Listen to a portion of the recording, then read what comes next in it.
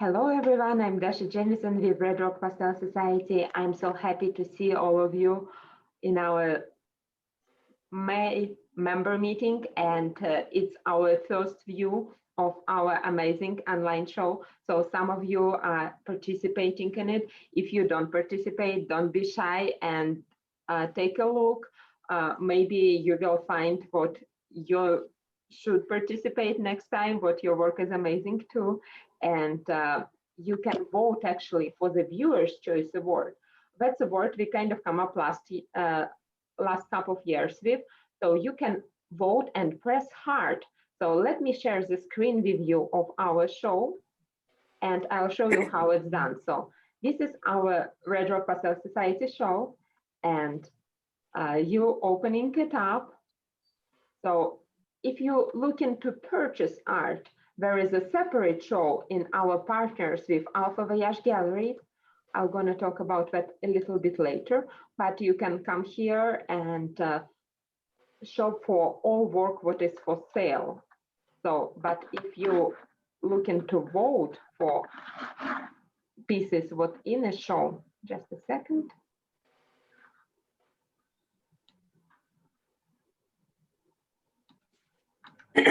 I'll have to do a new share.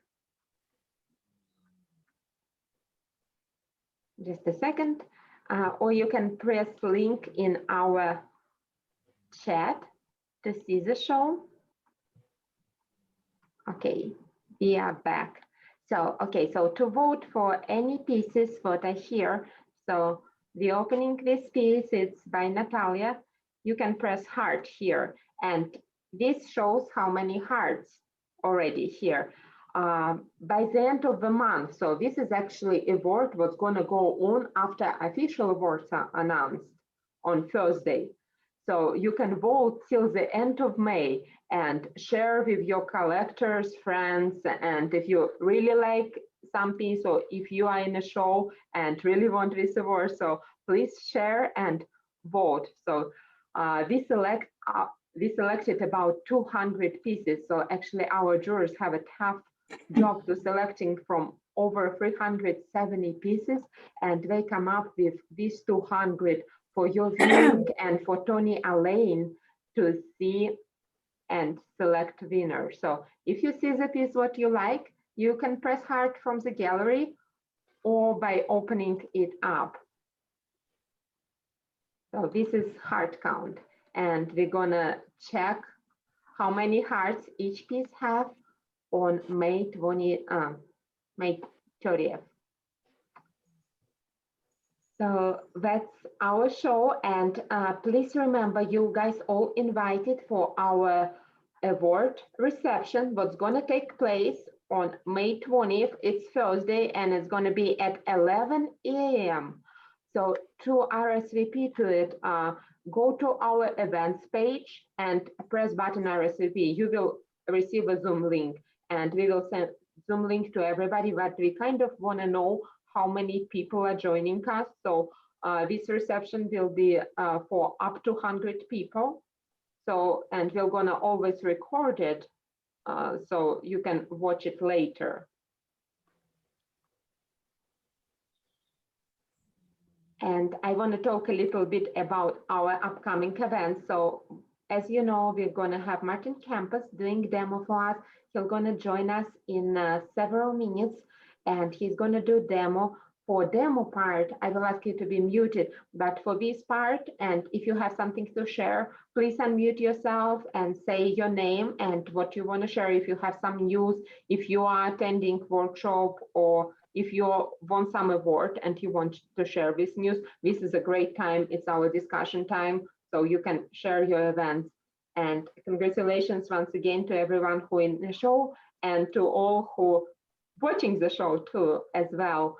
So that's our first show, very beautiful, very exciting, and so many outstanding artists there. Few seconds about our upcoming events too. On May 22nd, we have Tony Alain's workshop, Land and Sea. This is new workshop. It's different from Catching Light and other ones what he's teaching. So this one is actually focusing purely on landscapes and teaching how to show land.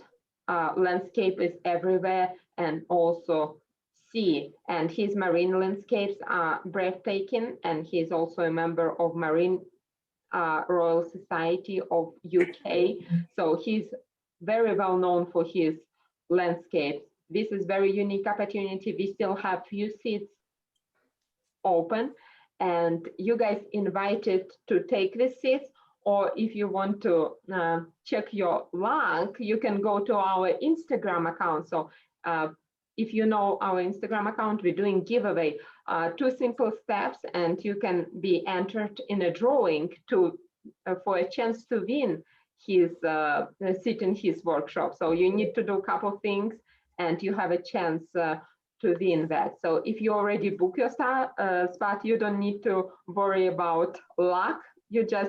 You'll need to show up on 22nd, and it will be another fantastic workshop by Tony Alain. If you have any questions, if you've never done Zoom workshop or want to ask me something about it, this is a great time. I know Tony showed demo a couple of days ago for Pastel Society of Southern California. I see Chris there, so maybe you can share something. Chris, how was the demo? Like, did Tony mention workshop? Are you looking to attend a workshop maybe?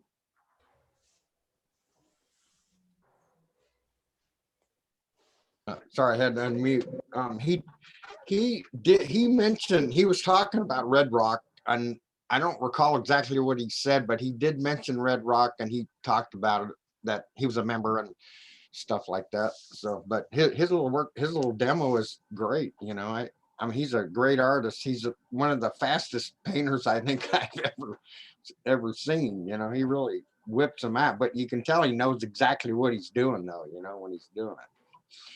It's pretty cool. Yes, yes, yes. He's very exact. And you guys can, if you go to our YouTube channel, we have also YouTube channel besides Instagram. You guys can see some snapshots of his previous workshops and some full demos what he done for us. So there is a lot of information, and we have still a couple of seats left for May 22nd. It's going to be from 9 a.m. till 3 p.m. Pacific time. So we did it this way. So people across the timelines can join, and you can also view recording for up to 1 year after the workshop. So that's important, and share in a group what you worked on.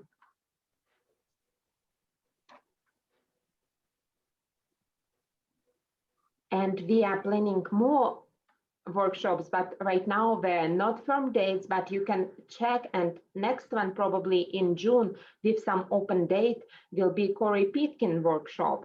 So we are collecting right now interest list. So how interest list works, you RSVP to the workshop without the date. And as soon as we firm up details with the instructor, you will be the first to know about workshop. And Corey's workshop will be limited seating, about 12 people.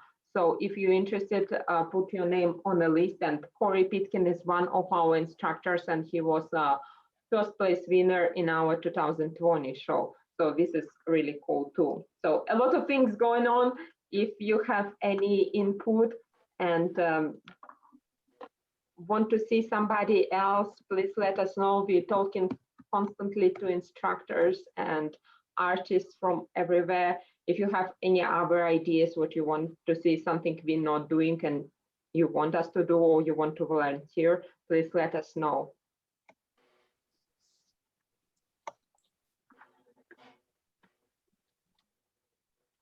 I see several people in a waiting room, so some more people joining us.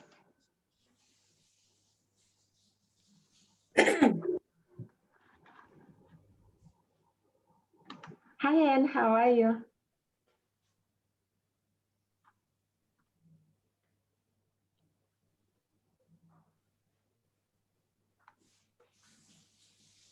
Is anybody want to share some news? Are you guys all participating in the show? I see some names who are. If you're not, like, tell me, did you take a look at our shows? If you want to share something of what you're up to on your Pastel journey, that's a great time.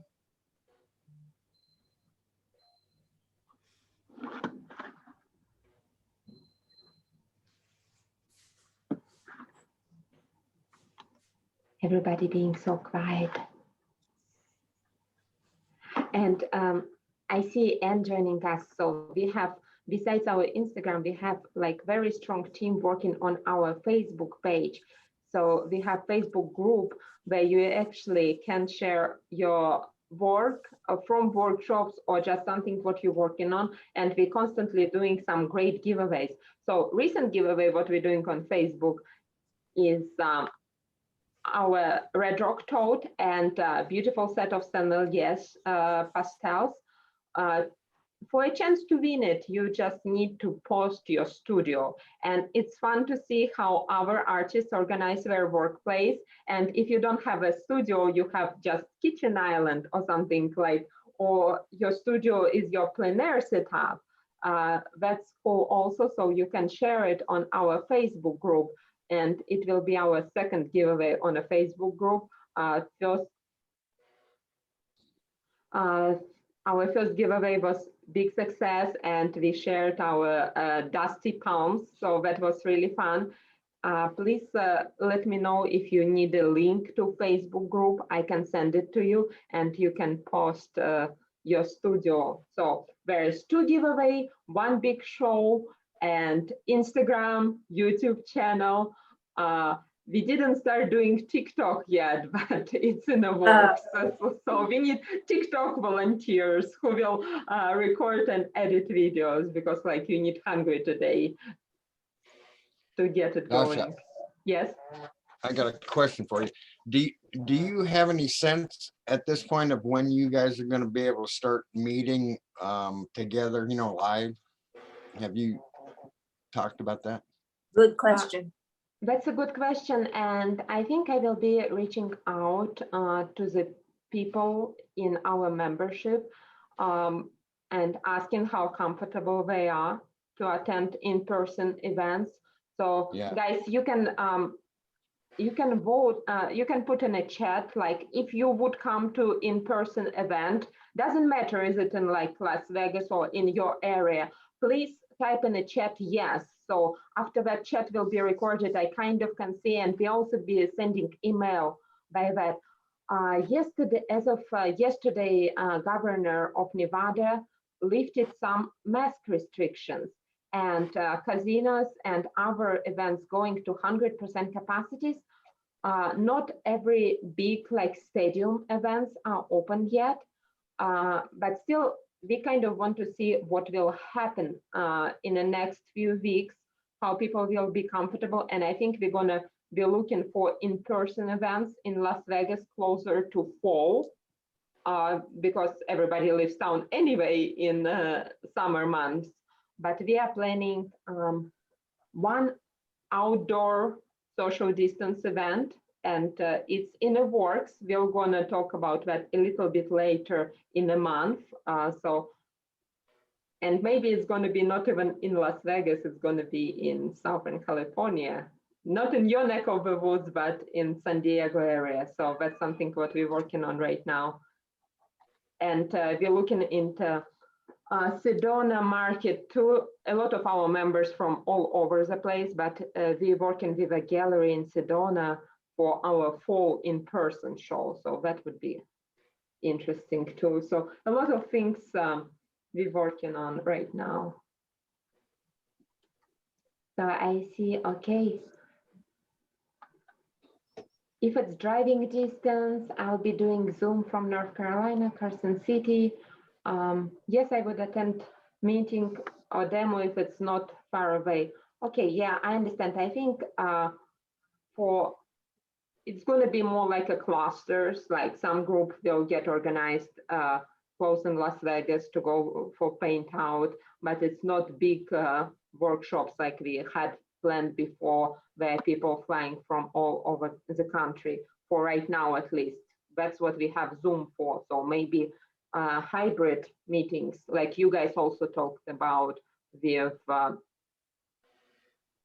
some in-person attendance and some online attendance. So I think that will be a story for at least till the end of the year. Zoom from St. Louis, Zoom from Texas. I don't think there is a right answer for right now. Chris, what Otto and Lynn think right now about that? What are they saying?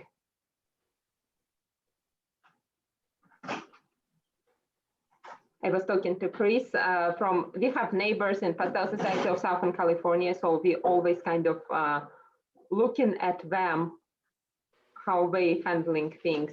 Are you guys ready to meet in person? Yeah, I think our next meeting is in a couple of months. We're talking about meeting. We're going to do a hybrid, meet together as well as Zoom it. So, yeah.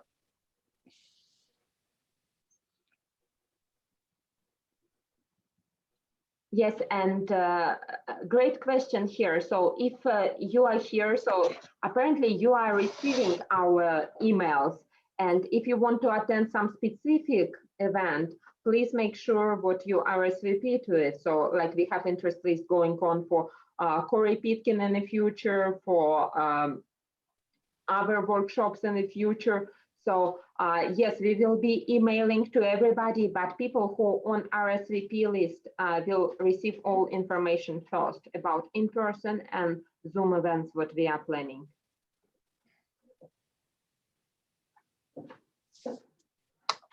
New member Wendy from Malvern, Pennsylvania. Yay. I'm going to interrupt for a second, Dasha. First, I want to say you and your team are doing a great job keeping your society active. And this time, not all have done so well. So congratulations. I think I speak for your members when I say that. And you jogged my memory when you talked about the social media things. Tom Carney from Multimedia Art Board asked me to do a really brief little video about underpainting techniques on Multimedia Art Board, the Pastel panel. So I did that for him before my, I did a workshop, my first in-person workshop in April for a year and 3 months. And I'm going to teach an outdoor painting class in summer here in Grand Marais too, but that's going to be completely outdoor. And we were safe, but we masked and distanced during the entire workshop. So that was something. But if anybody wants to watch a short video on underpainting techniques for pastel, it's on multimediaartboards.com website. And there's some other artists painting on some of their products there too. So some fun little painting tips there.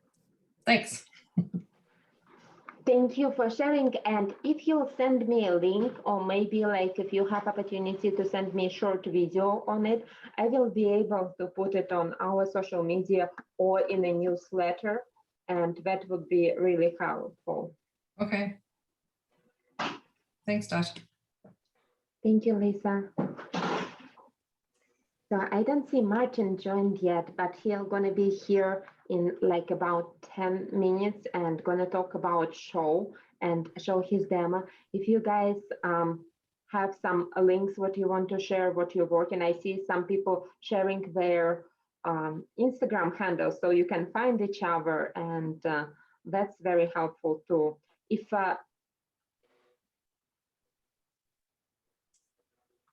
If you guys want, I will post our Facebook group right now, so you can find, and like most people prefer Facebook to Instagram, so we learned it hard way. It took us a year to figure that out, but we did, and our Facebook group is now very vibrant. So thanks to Anne and Nancy for doing, and everybody who is posting there. I'm going to share our Facebook group with you in the chat right now. Yes, and there is a lot of questions to Lisa to post that link to for underpainting. So that would be very interesting.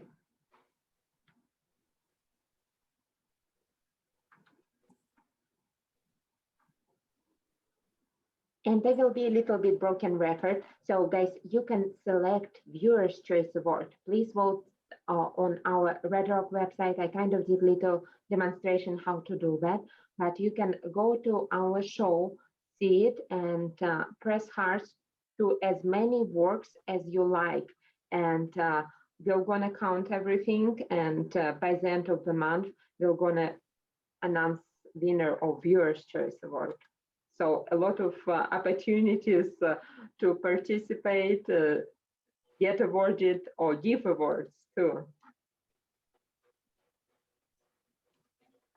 Taman is saying definitely interesting and core picking workshop. Yes, he's busy till the end of the month, and we're gonna pick the date after that.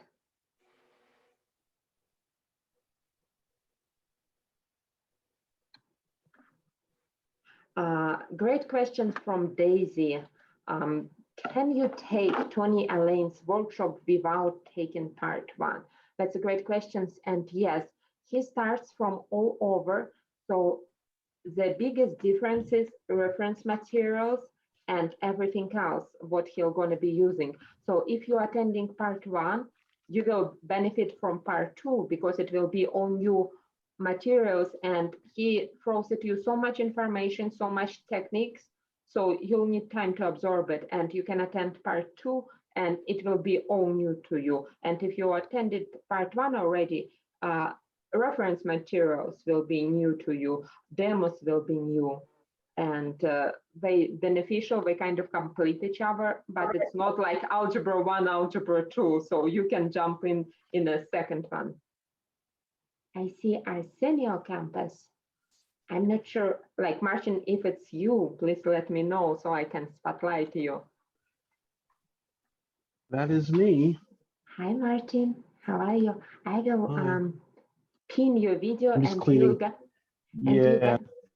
you guys can do the same. So if you select Cleaning my participants. screen. That's why I don't have my video on. But I'm here. Can you hear me? Yes, we can. Good. Okay, I'll be putting my video on here momentarily.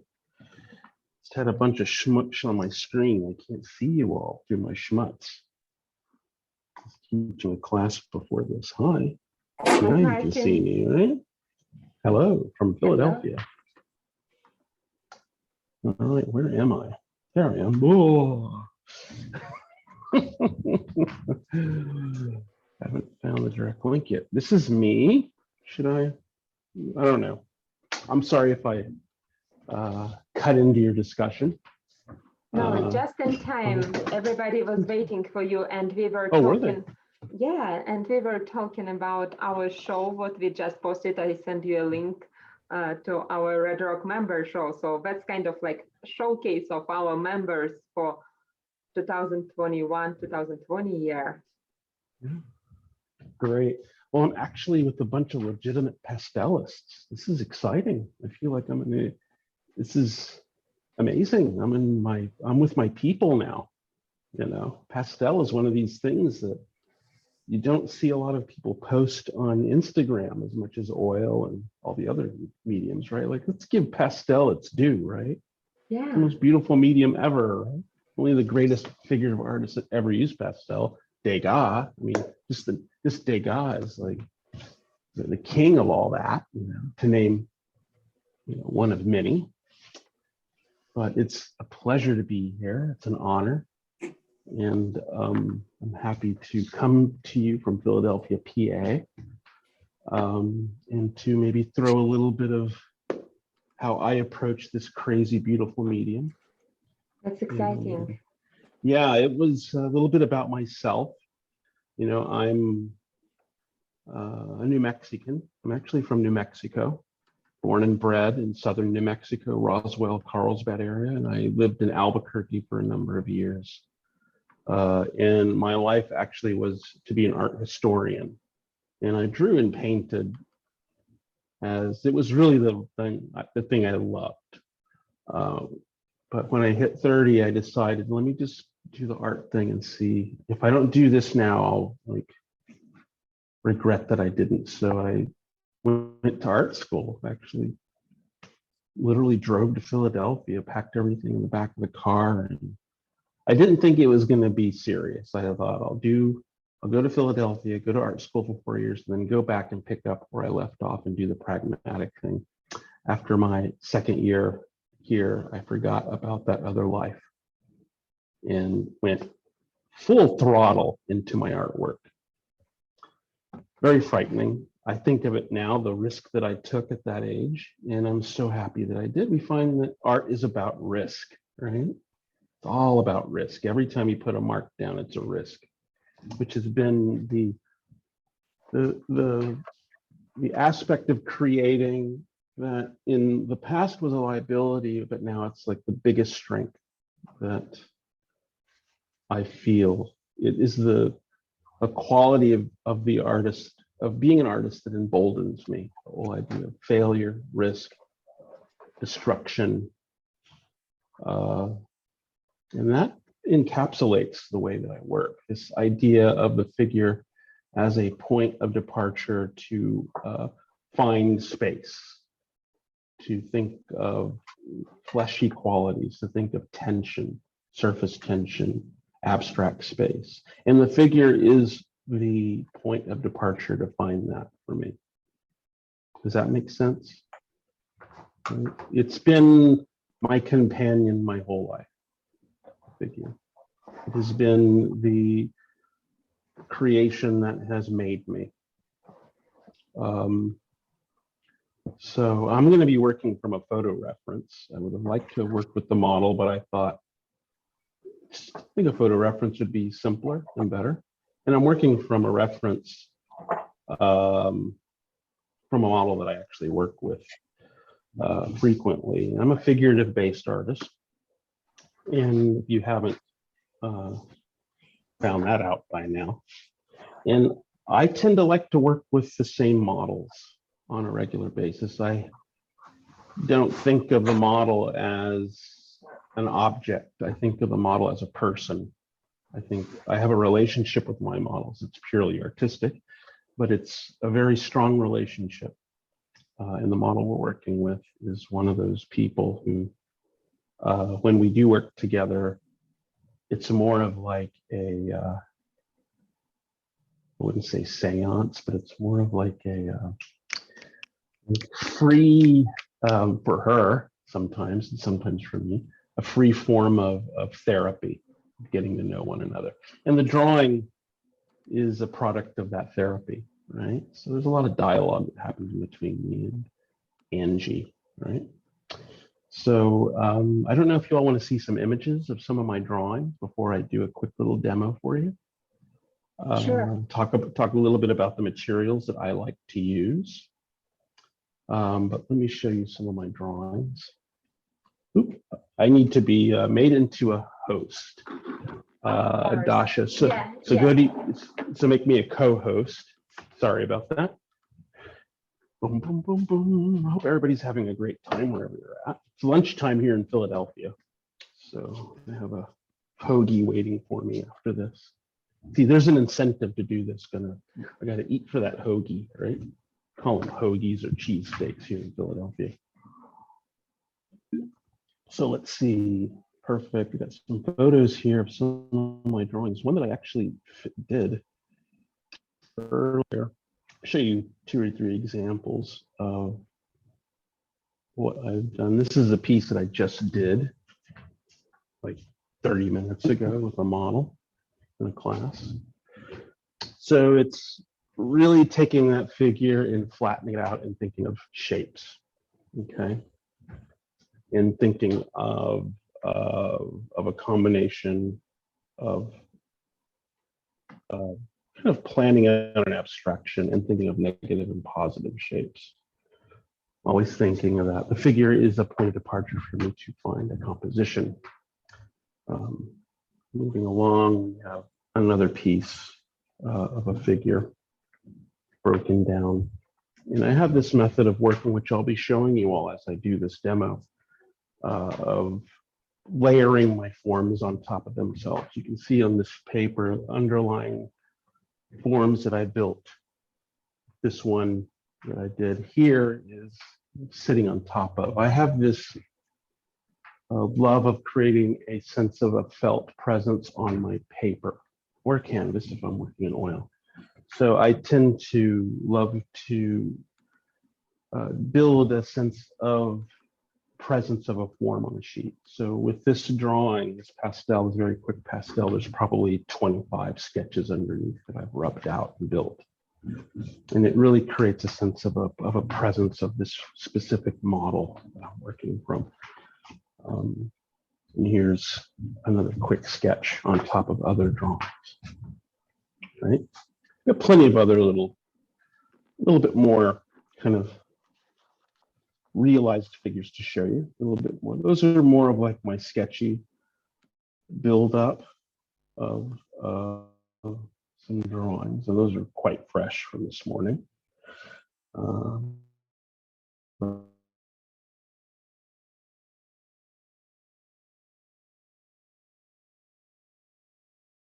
But let me throw in a couple more. Maybe I paired pastels. So one. Oh, my iPad being slow. 1, 2, 3, 4, 6. So there we go. Quick sketch. Another built form here. You may have to flip your camera a little bit to see it. Another piece. Yeah. Very minimal palette, mostly charcoal dominating. And you can see with the sheet of paper the underlying drawings I've layered on top of that form, or underneath the form, pardon me. And then a composition study of a model. So I riff off the form gets put in a space, and then I pull away from the form to find space. Does that make sense when I explain that? The figure is a strata. It's a kind of like a part of a whole, so to speak. Quick sketch here. Still keeping my pastels very, very minimal. I like to work with a very minimal pastel setup. I don't like to use tons of pastel. Let's see.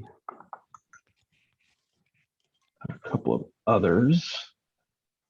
First, I need to take pictures of them in my studio here, because I don't have them on this iPad for some reason. So let me come back to you all and reload some new ones. 1, 2, no. There's another based on triangulation and boxiness. This is the method I'm going to demonstrate today, where I'm not using a lot of line. I'm actually building my form with mass. Okay. And I'll be doing a bunch of little gestures and then finalize one pastel for you all. Okay. So quick. How is that, everybody? Is that good? Is that okay to see a quick little smattering of what I have? Any questions so far? Good. Any questions? Nothing? We flip my camera so you can see. And let me spotlight you all for a moment as I adjust my camera. Now's the time to get the popcorn out. Get it out. Do that. And we have this going here. Thank you so much. And let me get my reference ready. And I'm using, before I start, let me show you all my materials that I like to use, my favorite. Exactly. Someone just asked what kind of paper. These are my favorite materials currently. And let me just load up my. So my favorite charcoal is nitrum, which I'm sure some of you are familiar with. I've used Grumbacher and Blick version. I've been through the gamut of charcoals, and this I've ended up with my favorite. I've been using nitrum for over 2 or 3 years, very consistent. The yellow box that you see is their softest variety. I tend to like to use the 8mm, which is that size. Great charcoal to use. Totally advocate its use. The pastels that are my workhorses working from top to bottom is Prismacolor, New Pastel, Diane Townsend, and Sennelier, the three that I like to use. I really use my charcoal in combination with my Prismacolor mostly. It takes the lion's share up of most of the pastels that you will see on my Instagram page or whatever I have. I've recently been going straight into my pieces with the Diane Townsends and the Sennelier, kind of hopscotched away from the Prismacolor recently. Been wanting to get more fleshier and more vibrant color. As you all know, with Prismacolor, it's hard to get that vibrancy. It's semi-hard pastel, but it does afford you really nice edges that you can make that you can't get with the softer pastel. Okay, so the three I love. The paper is a Mule pastel paper.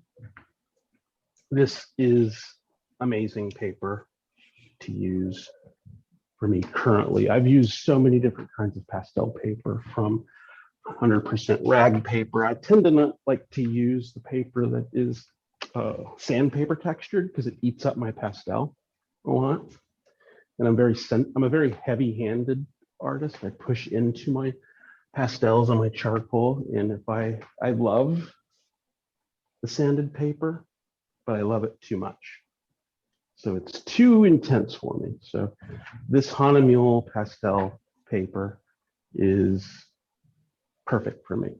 I use this paper in combination sometimes with, well, and I didn't put it in. Let me go back to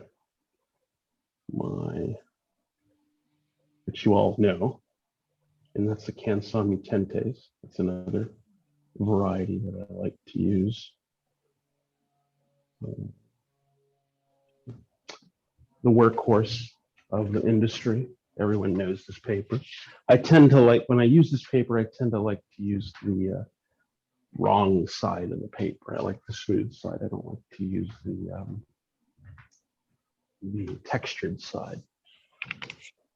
But I was using this paper for quite a while until I began to move into much more rag papers. I used BFK, Rives BFK, and then I use different kinds of Mules. There's another Mule paper that I love to use, and it's really bad picture, but it's the Mule charcoal paper, which is readily available from Blick. Has a bit more of a tooth to it, more receptive to the charcoal, but it has a limited amount of strength. It only goes so far. It won't take the pastel as much as the other Mule that I'm using. So this white paper that I have in front of me is the Mule Ang pastel paper. It comes in really cool sheets, which are very manageable, easy to ship, 11 by 16, natural white, good stuff. Has a nice texture to it and very receptive to the way that I push into my pastel and charcoal. So the way that I tend to have my setup is very non-linear. You see how messy my pastels are. I don't have all these beautiful sets of reds and blues and pinks because that's redundant for me. If it's too neat, then my painting looks neat. And I actually know where everything is here. I have actually more pastels than this, but I tend to want to keep my setup very limited because I'm more about the design of my piece than anything. I use chamois cloth to kind of eradicate or rub out my drawings. And I also use brayers to manipulate my pastels, which you'll be seeing me do shortly. I don't know, have any of you all ever used a brayer in your pastels? Probably not, but you'll see me do it because I'm a creature of accident. I love accidental lines happening in my pastel, but my setup is thus. Now I have for my photo reference here, my scene here in my pastels, which I can remove the whole tray. And then I have my master pastel set in another tabouret, and then we put out what I think I need. But I'm not too concerned about that. More about the drawing. So, are you all ready? Yes, thank you. Okay. Yeah. Any questions? So let's get to the matter. Okay. How does Martin work? Well, I always start out with my charcoal. I start off with the way that I draw, and let me know if I'm getting too pedantic about this, but it's very exciting. The way that I draw is I usually have 3 fingers, or 1 or 2, that are floating above my paper. And I tend to like to draw in a very swishing, swirling motion. Tighten up things here so they don't move about. My reference going here. So I tend to work in swirling motions. And it's a brand new sheet of paper, so it's virgin. And so I like to kind of activate my paper. Here's my roller. And I tend to build off of these kind of accidents that are happening. I'm actually responding to my reference and drawing with my roller here. And I'm just getting a feeling of the form. I'm not locking in to the shape here. Can you all see that? Let me make sure my camera's clean here. So wipe my lens. Sometimes I get too much pastel on my lens. There we go. Is that good? Yes, thank you. Good Martin, will you one. be able to share a reference with us? Yeah, let me email it to myself really quick. Boom, boom, boom, and then I'll share it with you. Does anybody have any jokes or waiting music while I do this? It won't take but a second. Gotta do that. Humor. Humor's always good. We gotta do that. Usually when I'm teaching, I bring cookies and coffee and things like that. It does help to monotony of that. That's something we are missing So, in yeah. Zoom meetings, some cookies and coffee. Yeah, I Everybody know. have to bring their own. I know, right? I have apricots. I know, it's so crazy how we do that. Do you have apricots? You can make smacking noises. How about this for a joke? I'm teaching myself how to oil paint. That's a joke. Oh, no, don't be so hard on yourself. It's not that bad. I love oil painting. So I'm just formatting this image for you all to see. It came out backwards. So this is my photo reference. This is Angie, one of my favorite models that I love working with. And here it comes. Pinch it. There it is. Fantastic model. She's actually the model for this drawing that I did here. I just showed you. All right. Once my iPad decides to not be naughty, she's the model here, and I'll put them both together once I think I have too many photographs on my iPad. That's why it's slow. That's the drawing of Angie. Okay, and this is her. Amazing long hair. Absolutely killer long hair. But you can see, as I stop share, how I'm getting a feeling of the pose first. I'm not locking in to the figure too soon. I have this thing where I don't like to lock in to my pose. I like to get the big shapes first. And let me see here, I can adjust this light.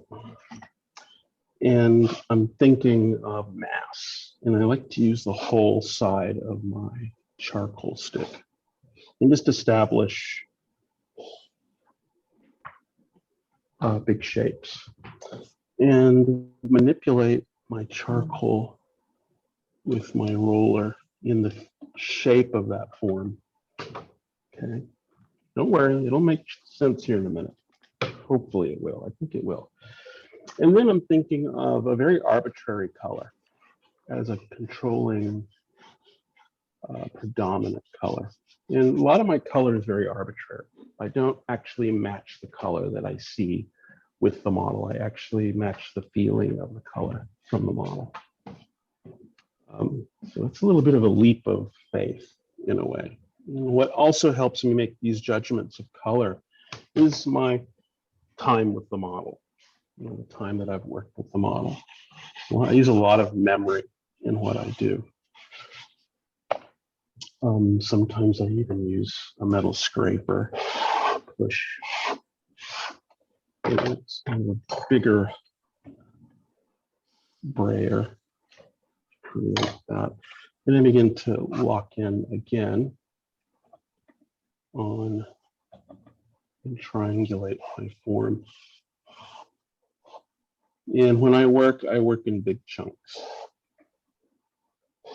and use a lot of negative and positive shapes, and think of kind of like a support system for my form. Okay, beginning to kind of triangulate into Angie herself. I'm moving in a kind of triangulating method. Whenever I work on a drawing, I don't work from the top and then slowly go down. I work in a very abstract pattern of movement. Boom, boom, boom, boom, boom, boom, boom, as I work. This helps me have a very cohesive drawing, and it gives it symbiosity, for lack of a better term of saying it. And then I'm digging in now. I'm beginning to dig in to feel that form pop through. Is this making sense? Yes, Yes. absolutely. I hope so. Thank you. I'm not I'm using mass to pop my form. Negative space, a lot of negative space. Thinking of surface tension, how the space pushes up against the form. And then sometimes move through that form and feel, sometimes I will use line to augment my mass. Okay, it's cool to have a model wearing stockings and things like that because they cut the form and create pattern within the shape. I love to establish highlights pretty quickly because that gives me the top of the mountain type of feeling. Like that is the epitome. And I'll take a photograph of this at stages. Maybe I should do that now because you really can't see it through the Zoom too well. Once I take a photograph of it, you'll see come back to you all. So here we go, photos. I'm going to juxtapose both the photo reference and the drawing. So this is her, and this is my quick interpretation of her very abstractly. I'm slowly beginning to lock in. Did y'all notice how I worked from the general to the specific? Thinking of the abstract shapes, there's this kind of situation happening here that I'm working on. Okay, and I'm beginning to push through and move into the form. See how I just did that with my blue line? That was a motion that I did. Oops. To push here. Is that, and I'm going to say that constantly. Does this make sense? Do you understand that? Because sometimes when I'm teaching and describing or doing a demo, I can go into semantics and platitudes, and I have to kind of make sure everybody's on the same page. Okay, so this is the stage that the pastel is in now, right? I'm really feeling it. I'm starting to feel the I'm actually feeling her armpit there, putting that fleshy tone and tucking it underneath her arm.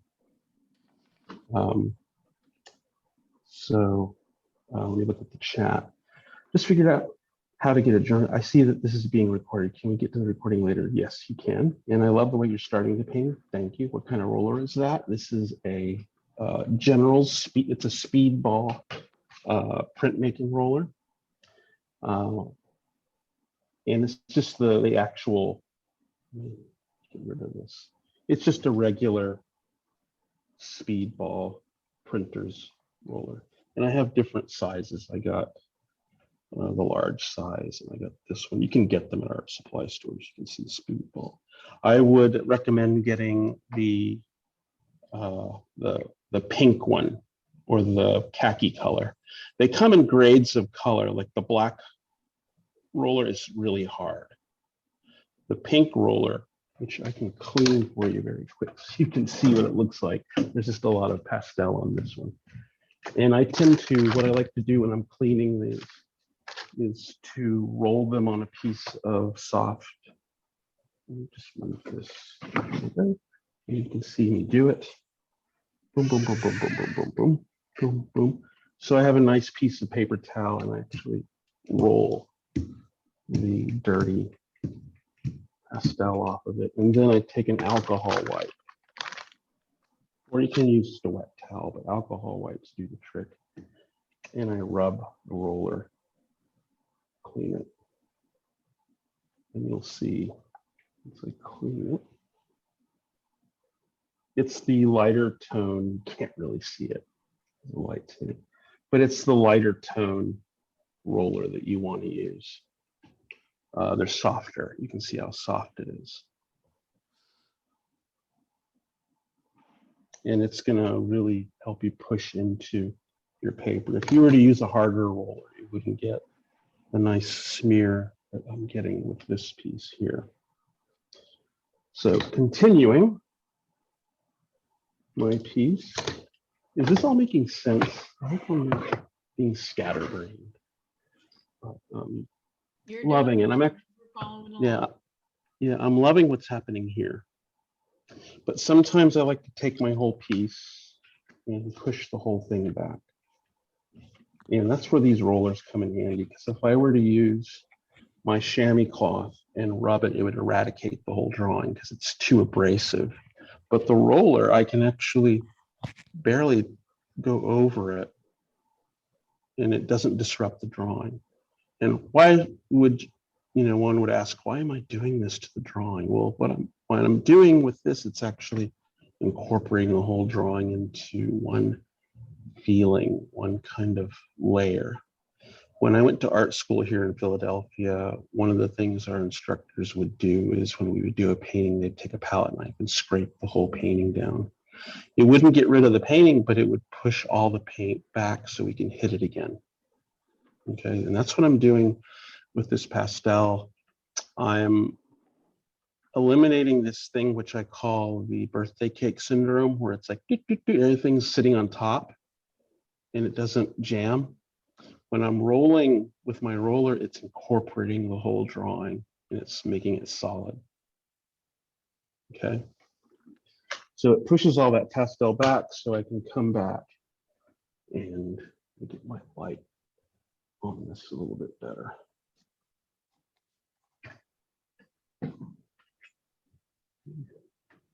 Magic of chords in my studio. Very disruptive. Does anybody have any questions so far? While I adjust my light and my camera. And you all can see my skylight. The sun's starting to come in, which is a pain in the butt. But anyway, here we go. So everything's been pushed back a little bit. I'm going to hit this a little bit more. And I'm going to find this whole area here using negative and positive drawing and find her side. And maybe take this in, maybe lose a little bit of that hard edge. I don't want it to be too hard or it'll be cut out. And push back and maybe draw a little bit of that chair there. And let me get a little bit closer so you can see this. Good? Good.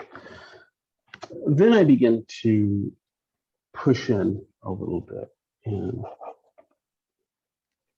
look at this drawing. Lock in. I do use my finger a little bit. At some point, I will probably use fixative if I begin to fill in this paper.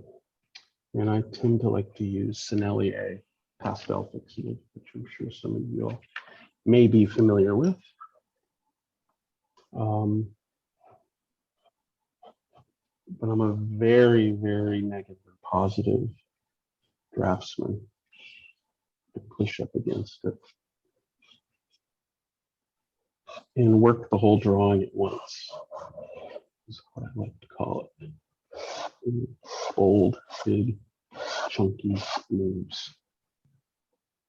And I don't blow in my drawing, like you all know. I hit it and my dust goes down. If I blow on it, it comes back in my face. So let's get into this thing here. Start working on these tangents here. And sometimes I actually like to glaze my pastel, which means I put one color very lightly.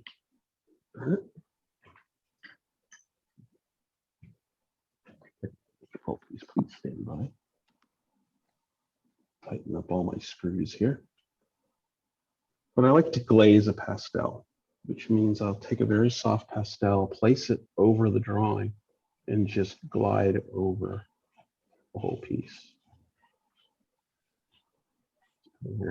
It's not disrupting the color, but it's laying right on top of my existing tonality. And then I take my roller and just slowly incorporate it. Sometimes I like to push the roller to create shapes. Okay. It's slowly becoming a paint, little pastel. Okay. So let's see, I want to pop something here.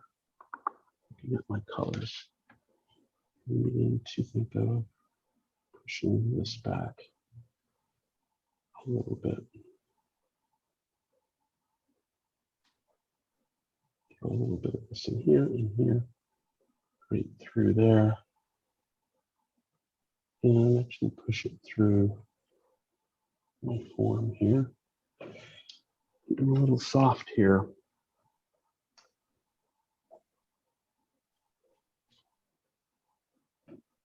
And then reestablish some of these things that I kind of eradicated a little bit in my rub out.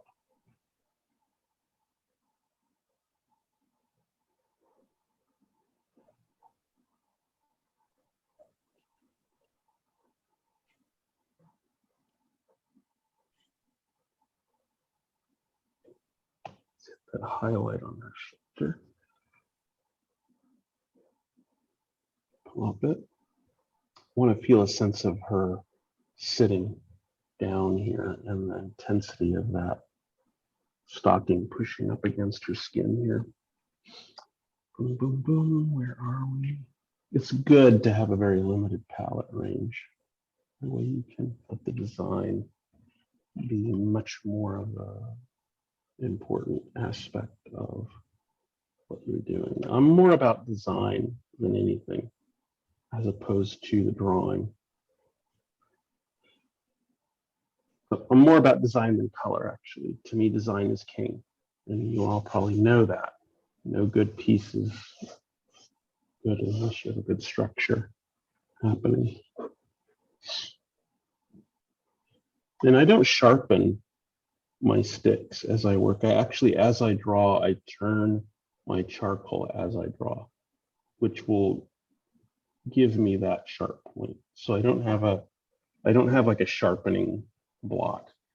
I just have developed this habit of, as I draw, I actually rotate my pastel or my charcoal in this matter. And I'm just still keeping it very geometric. You know, I'm really loving geometry, architectonics, the sense of the figure being a building as opposed to a form. And by the very nature of disassociating this as a figure and thinking of it as a structure, it becomes a form. I think it's healthy to go away from your figure or your landscape, your still life, and imagine it or them as poems, as songs, as hills, and as mountains. If a model or a landscape or a still life takes you somewhere other than where they're at, you know you're doing something right. There have been times that I've worked with models that they're right there in front of me, but I'm like in another place. I'm actually thinking of a drive I took in New Mexico.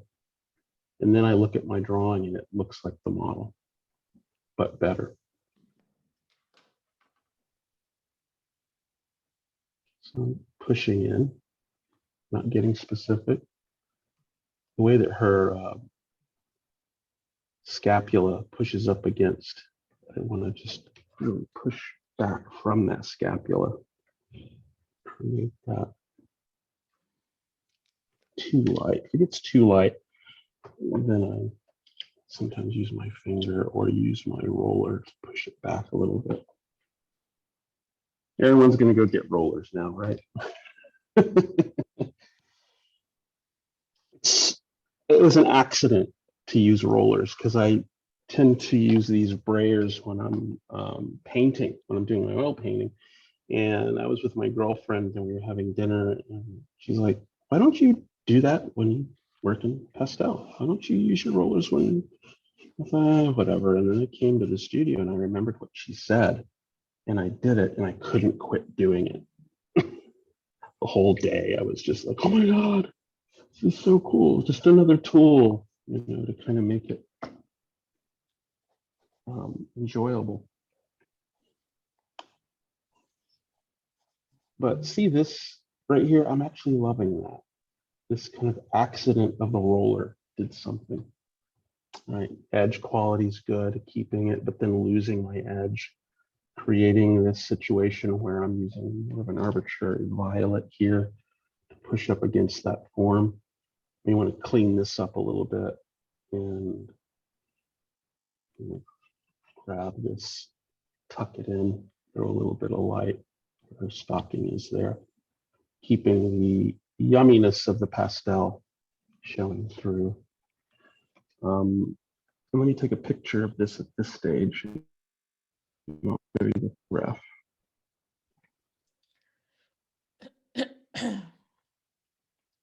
Boom, boom, boom. And coming back to you all, and we'll look at it in stages. Okay. So here is Angie in the 2 stages.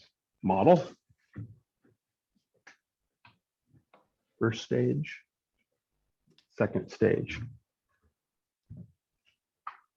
Now I can keep pushing this into more refinement, but I'm loving the spot that it's at now.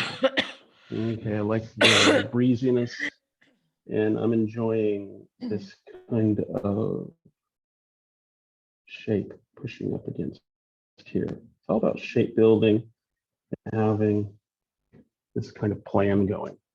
Okay. So I think my gut is telling me that that is a done little demo. Okay. That's absolutely fantastic. Thank you so Isn't that much, fun? Martin. Yes. No, let's Great. give a nice round of applause to you all for being there and for doing the work. I looked at the images that you have for your upcoming exhibition, and you all are just amazing pastelists. It was like I was asked to highlight someone. It's like I can't highlight one individual. Everyone that I was looking through was amazing. You all really know how to move that pastel in very, very different ways. And I'm so happy to see that you're keeping that art alive. You know, the pastel is not a drawing, it is a painting, if you want my opinion. Yay for that. It is a painting, it stands on its own, and no other person makes that happen other than Degas. You know, you go to the Metropolitan, I live here in Philly, and I can go to the Metropolitan Museum of Art, and there's a dozen of his at the Met. They are paintings. They are amazing. So you all are fantastic. I wish you the best of luck. Did anybody have any questions about my approach, how I use accident, my idea about the figure. I mean, I'm here for you. I like to keep it very open. I like to keep my drawings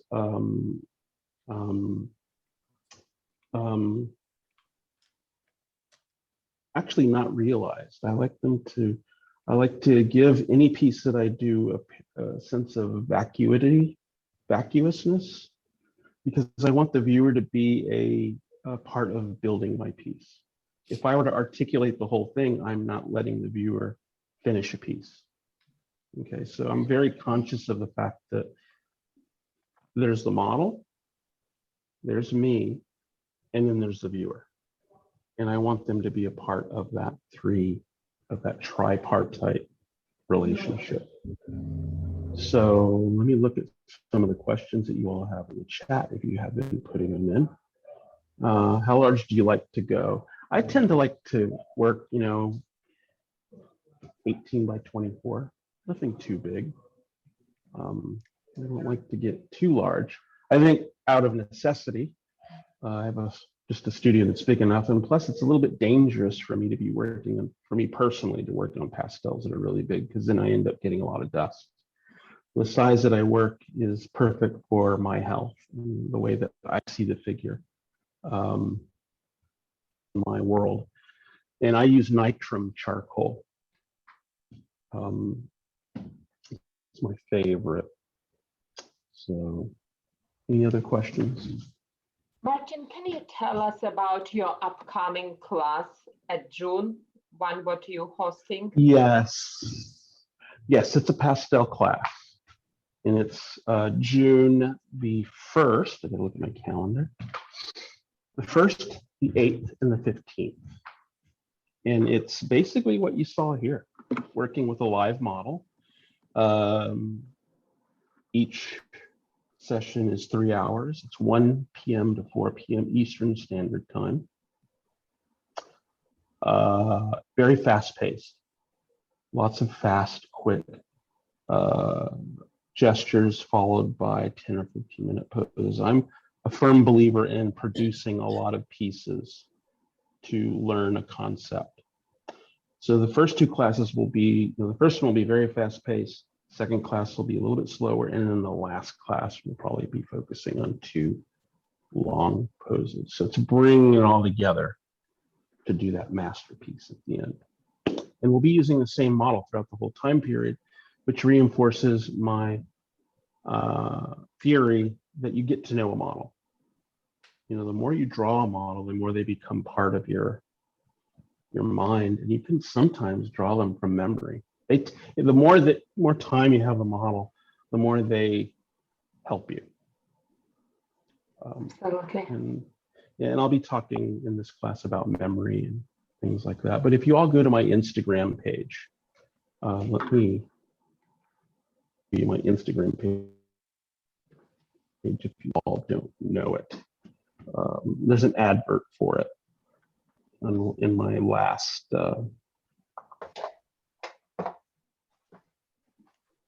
what do you call it, post that I did. There's an advert for the class in it. So this is my main Instagram page. Right here, it's Campos Martin 030. Okay. You can screenshot that or take a picture with your cell phone.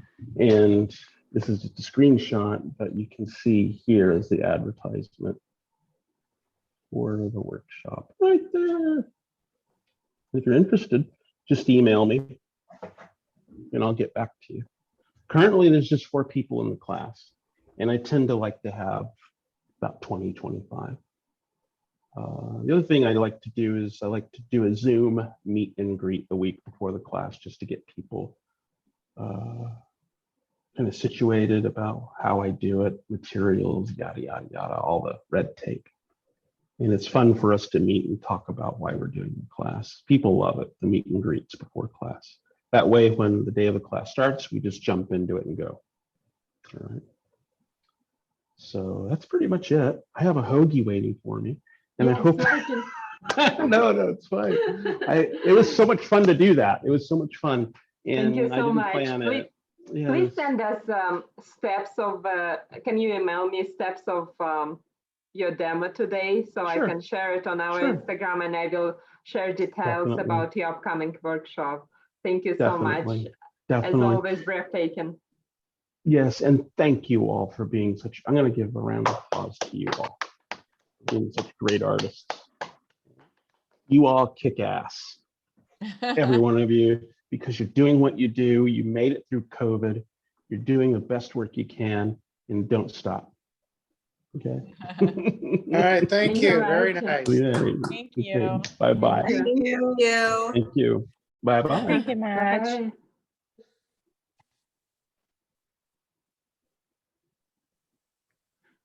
Okay, thank you guys so much for watching it. Just a few more repeats on what we have going on. So our show is on view on 2 platforms, on our Red Rock website and also at Alpha Voyage Fantastic Gallery in Las Vegas. So if you're looking to purchase some art, please follow the link. All pieces what for sale have their individual link, so you can go and buy some art. If you want to vote for some paintings, there is a heart by each painting, and you guys can vote for your favorite for the Viewer's Choice Award. Awards by Tony Alain going to be announced on Thursday, May 20th at 11 a.m. Pacific time. Please RSVP to reward ceremony. I'll be sending email reminder as always about it, but just please keep yourself available to celebrate Pastel once again. We have a couple of seats left for Tony Alain's Zoom workshop on May 22nd. You can watch his demos on our YouTube channel to see if that's right for you. That's in our fantastic workshop. Let me know if you have any questions. And I think that's all what I have for today. Thank you so much. Thank you, Dasha. Thank you. Thank you for organizing this. Thank you you, very much. Dasha. Talk to you soon. See you Talk all. to you soon. Thank you, guys. Bye. Bye-bye. Bye-bye. Bye. Bye-bye. Bye.